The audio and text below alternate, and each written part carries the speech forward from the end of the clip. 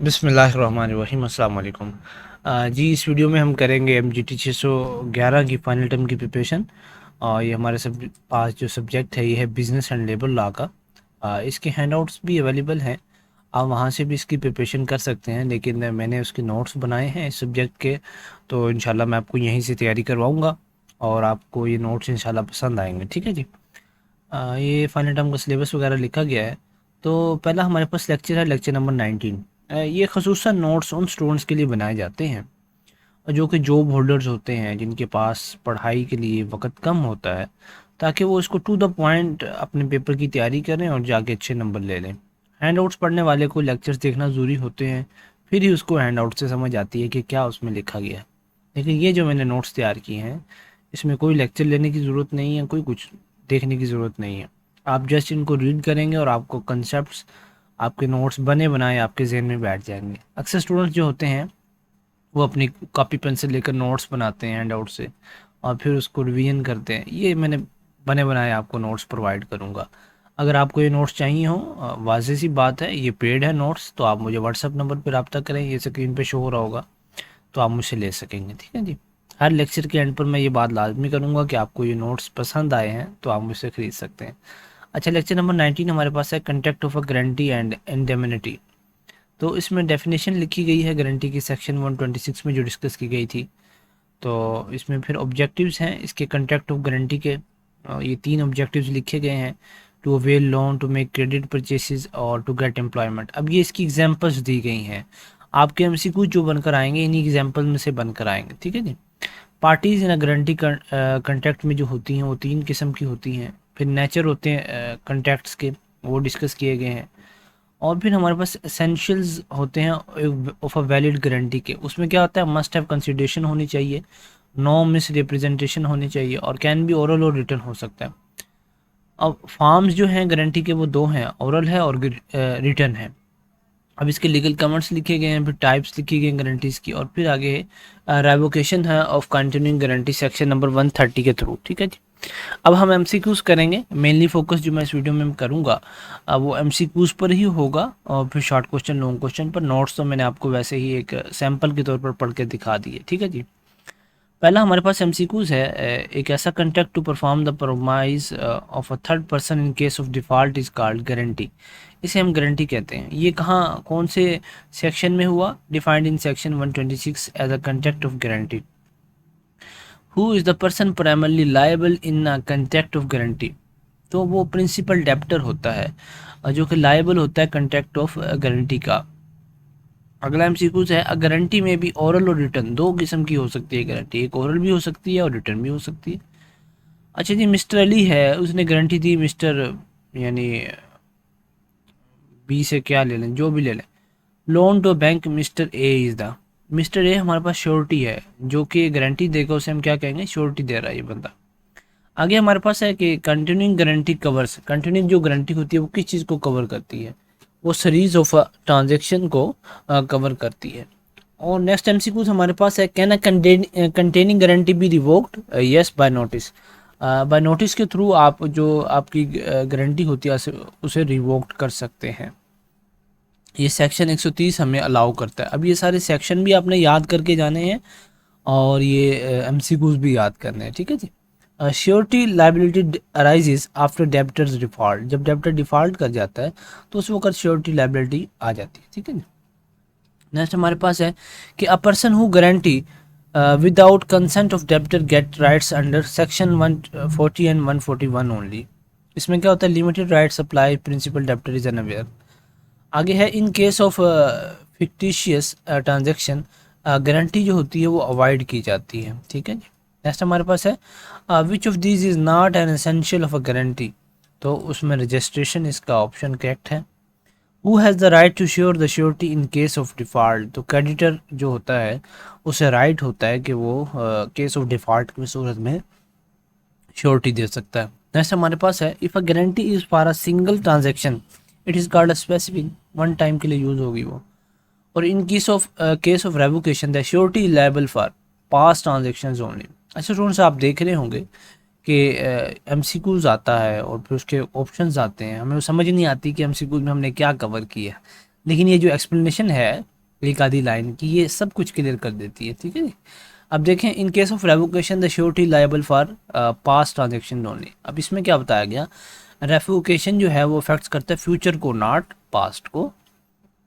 आगे है, if time for loan repayment is extended without sureties consent. तो इसका जो करेक्ट ऑप्शन हमारे पास है वो है श्योरिटी रिमेन्स लायबल। जो श्योरिटी होती है वो can't claim ignorance. Guarantee must है, गारंटी क्या होती है, लॉफुल कंसिडरेशन होती है, ठीक है जी। ये सारा हमने गारंटी के बारे में पढ़ चुके हैं। अब ये शॉर्ट क्वेश्चन है, इसके आपने इनको देखना है, लाजमी से याद कर लें, वीडियो को पॉज करके लिख भी सकते हैं अपने पास, और यही आपके हैंडआउट्स में से बनाए गए हैं, कहीं इधर उधर से, कहीं से भी नहीं है, ठीक है जी। अच्छा जी, नेक्स्ट हमारे पास लॉन्ग क्वेश्चंस हैं, 2 लॉन्ग क्वेश्चन आप देख सकते हैं इनको स्क्रीन पे, ठीक है जी। नेक्स्ट जो हमारे पास है वो है lecture number 20, contacts of bailment plays and agency. तो इसमें बेलमेंट सेक्शन 148 में डिस्कस की गई है, इसकी डेफिनेशन है, और फिर एग्जांपल मैं आपको समझा देता हूँ, डेफिनेशन खुद ही समझ आ जाएगी।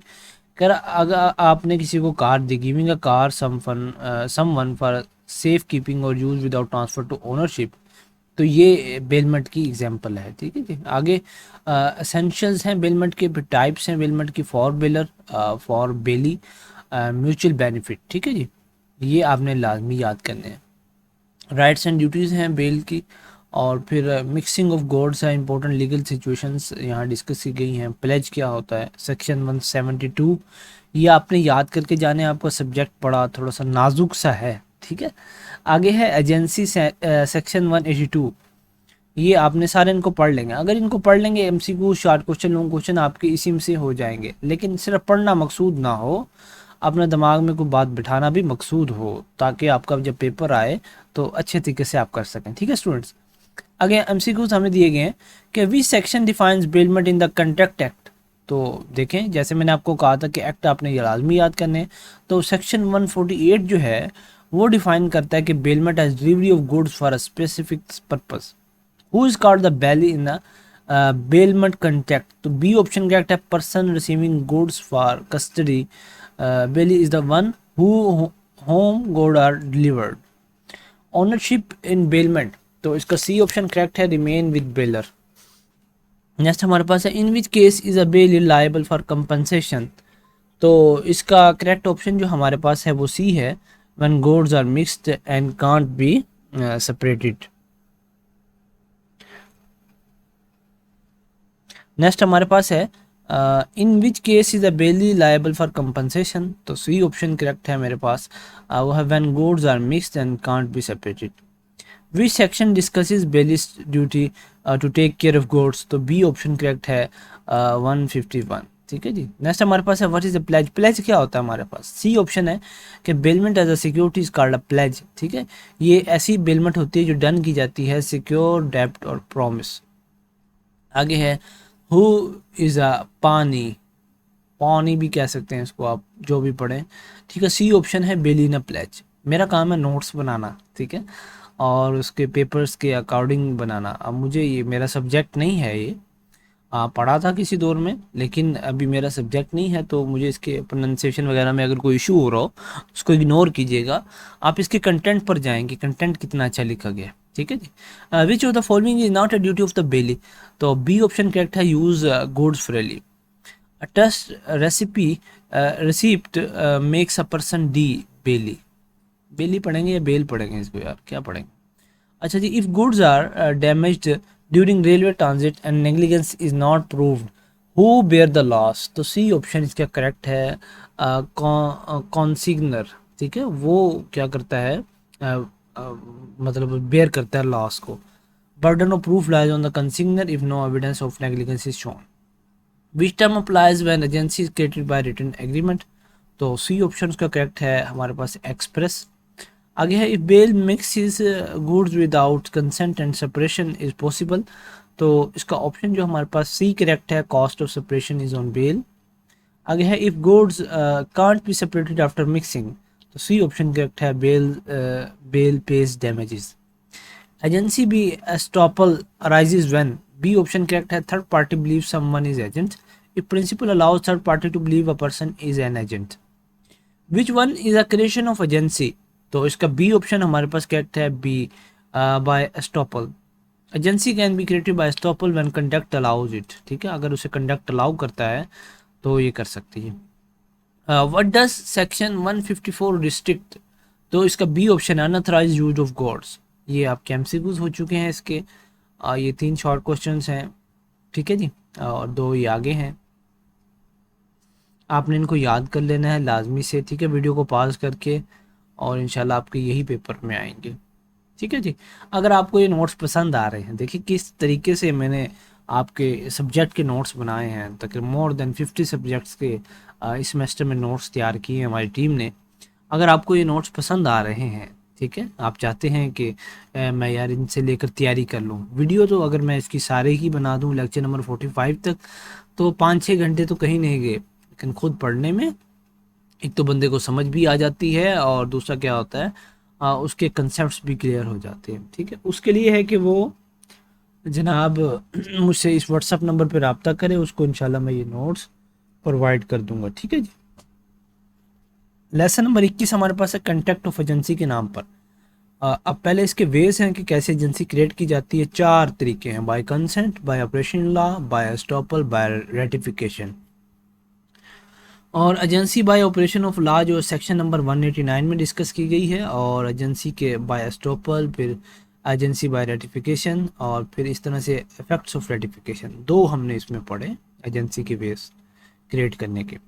अच्छा जी, under section 189 in case of an emergency an agent can take all reasonable actions to protect the principal. When an agent acts without authority and the principal letter accepted, this is called ratification. ये ratification की आपका short question भी यहाँ से हो रहा है, और आपको ratification की समझ भी आ गई होगी। जब एजेंट एक्ट करता है विदाउट अथॉरिटी के, और जो प्रिंसिपल है उसको बाद में एक्सेप्ट कर लेता है, तो उसे क्या कहा जाता है, उसे रेटिफिकेशन कहा जाता है। Which of the following is not a valid form of creating an agency, तो वो थ्रेट हमारे पास है। Through threat we can not create an agency, ठीक है जी। By consent, by operation of law, by ratification, और एक और था उसके थ्रू हम एजेंसी को क्रिएट कर सकते हैं। नेक्स्ट हमारे पास है कि agency by estoppel occurs when principal's conduct lets the third party to believe someone is their agent. Estoppel arise from misleading conduct, जब कोई भी मिसलीडिंग का काम होगा तो हमें अराइज हो जाएगा कि स्टॉपल अराइज हुआ है, ठीक है जी। देखिए स्टूडेंट्स, अभी हम 3 लेक्चर कर चुके हैं, तकरीबन तीसरा करवा रहा हूँ। अब आपको 3 लेक्चर पढ़ने की ज़रूरत नहीं है। अगर आप किसी पास पेपर की इंटरनेट से इसकी फाइल निकालते हैं और उसे पढ़ते हैं, तो एक एमसीक्यू अगर आप 50 एमसीक्यूज करके जाते हैं फॉर एग्जांपल, उसमें 10 आप जो हैं लेक्चर नंबर 20 से नीचे करके जाएंगे, 10 40 से ऊपर करके जाएंगे, तो कभी लेक्चर मिस भी हो सकते हैं उसके अंदर। लेकिन ये लेक्चर वाइज प्रिपरेशन का फ़ायदा ये है कि आपकी प्रिपरेशन एक तो थॉरोली हो जाती है, और एक कंसेप्ट्स भी क्लियर हो जाते हैं। अब एक एमसीक्यू स्टॉपल का होगा और एक कंसेप्ट का आ जाएगा, कंसेप्ट क्लियर नहीं होते, ठीक है। A transaction which is void A B in issue can not be ratified, who is eligible to third party, when ratification occurs तो प्रिंसिपल एलिजिबल होता है। An authorized act can be ratified only if it was done for the principal. अगला MCQ है, ratification must be done by the person for whom the act was done. आगे है, implied ratification happens through conduct that accept the act implies ratification. According to law, principal must pay reasonable remuneration. आगे है, estoppel is based on conduct and representations. Principal behavior must be third party. Once principal ratifies an act, so it's as if was authorized from beginning. Next हमारे पास है, can a newly formed company ratify an act done before incorporation, तो वो no, इसका result जो answer है no है, ठीक है। Company must exist at the time of act to ratify. If an agent sells goods without authority and principal accept payment, it means implied ratification. तो ये क्या करता है, इंडिकेट करेगा कि इम्प्लीफाइड रेटिफिकेशन हुई है। अब इम्प्लाइड रेटिफिकेशन क्या है वो हम ऊपर पढ़ चुके हैं। Which act can not be ratified, तो वो है फॉल्ट सिग्नेचर। आगे इसके शॉर्ट क्वेश्चंस हैं, आप इनको कर लीजिएगा, ठीक है। और ये हमारे पास 2 लॉन्ग क्वेश्चन है इसके। और नेक्स्ट हमारे पास जो लेक्चर है उसका नेम है ग्लोबलाइजेशन का, यहाँ लिख नहीं सका मैं किसी वजह से। अगर आपको नेक्स्ट इसका पार्ट चाहिए वीडियो का तो आप मुझे कमेंट सेक्शन में बताएं, मैं पार्ट 2 बना दूंगा। जितने ज़्यादा कमेंट्स होंगे तो उतनी जल्दी मैं बना सकता हूँ। अभी तक मैंने जितनी वीडियोस अपलोड की हैं सिर्फ एक सब्जेक्ट का पार्ट 2 बनाया, वो विलेज 201 है। उसके 10K प्लस व्यूज़ आए थे। तो उसमें बहुत स्टूडेंट ने रिकमेंड किया पार्ट 2। मेरा पार्ट 3 बनाने का मूड था लेकिन अभी पेपर ख़त्म हो रहे हैं। तो अगर आपको इसका पार्ट 2 चाहिए तो आप मुझे कमेंट सेक्शन में बताएं। और इसी तरह से अगर आपको वीडियो पसंद आई है तो लाइक करें और फिर चैनल को सब्सक्राइब भी कर दें।